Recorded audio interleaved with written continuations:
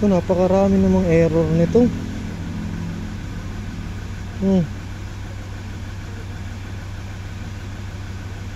Napakarami error.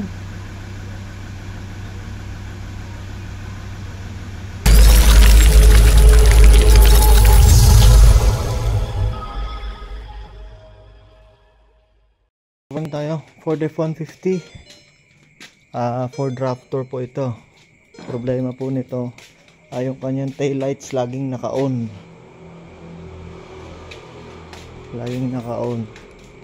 tapos walang gumagana naman yung brake light nya. Itong nasa loob laging naka-on, mahina, tapos walang gana to. Pero yan, meron na po siya.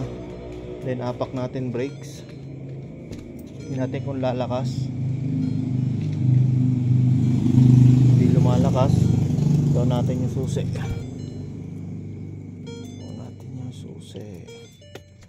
Ford Raptor. Napaka lang ng problema. Napaka simple lang ng solusyon.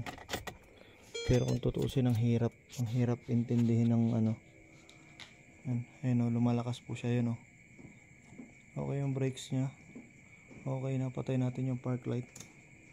Brake, yun, meron na.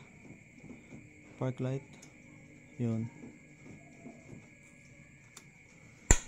Dati po, kapag naka-off siyang ganyan, laging bukas. Laging bukas, mahina. Yan, parang ganyan, yan ang sakit niya. Yan po ang sakit niya, laging nakaganyan. Yan. Itong isa, ayusin pa natin to.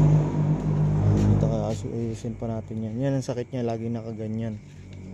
Itong isa, okay na, naiayos na natin. I-off natin yung susi, tapos ilalak natin.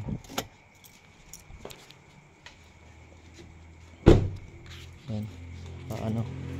Ilalak natin. Ayan, nakalock.